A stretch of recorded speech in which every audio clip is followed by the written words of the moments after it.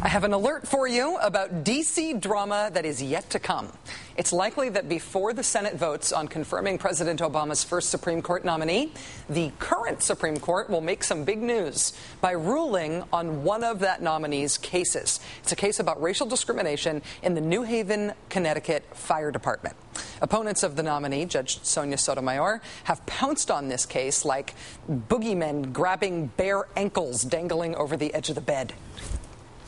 I referred to her today as a reverse racist, and you can see it in the Ricci case that's currently before appeal on the Supreme Court. She ruled against the white firefighter, Ricci, and other white firefighters just on the basis that she thought women and minorities should be given a preference because of their skin color and because of the history of discrimination in the past. The law was totally disregarded. That's what I mean when I refer to her as a reverse racist. When I hear this,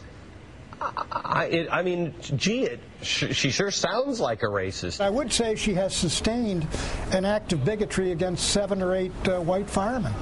Sustained bigotry. She is a racist, all because of the Ricci case. On the other hand, Stanford law professor Richard Thompson Ford says Judge Sotomayor rejected that discrimination claim because it, quote, it threatened to burn down civil rights law. Joining us now to explain is Stanford law professor Richard Thompson Ford. He is author of The Race Card, How Bluffing About Bias Makes Race Relations Worse. Professor Ford, thank you very much for joining us tonight. Pleased to be here.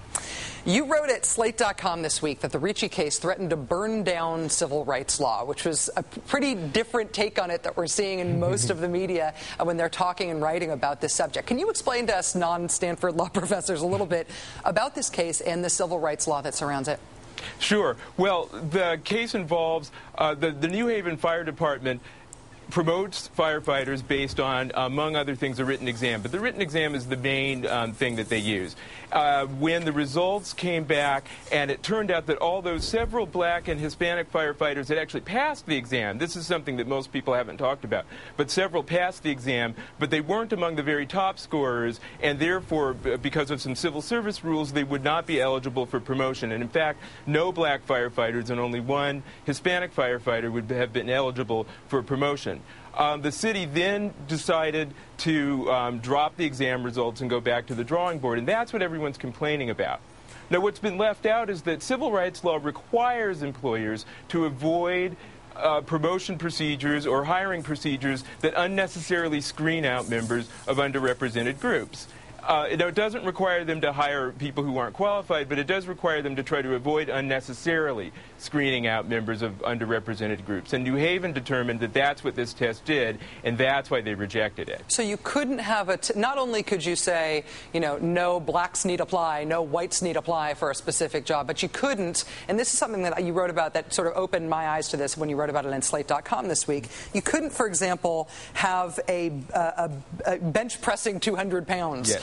Be the test that you needed to pass in order to get a job, just because the employer liked strong employees. That would have the effect of having a disproportionate effect on women employees. And this rule in civil rights law would also exclude that sort of a test. Is that the idea? Absolutely. That's exactly the idea. Now, it's important to say, if the job is one where having a lot of upper body strength is really essential to the job, then the employer could have that test, and they could have it even if it had the effect of screening out most of the women. The problem comes in when the employer has something like a weightlifting exam, and it's not that closely related to the job, or in some cases, maybe it's not related to the job at all.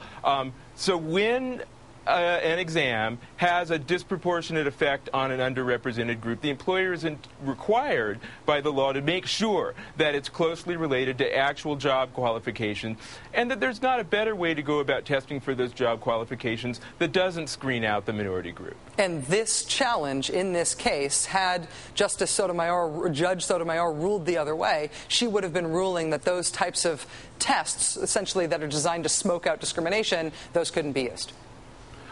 If she had ruled the other way, she would have been ruling that the employer can't consider that the employer can't consider the fact that their test might be screening out underrepresented groups, and that would undermine a significant part of civil rights law. It would really put employers in kind of a catch-22, because on the one hand, the law requires them to consider the racial or sex impact of the tests and make sure then that the tests are job-related. On the other hand, now they're saying if they consider the race or sex impact, that they'd be violating the law, so that it really would put employers in a bind.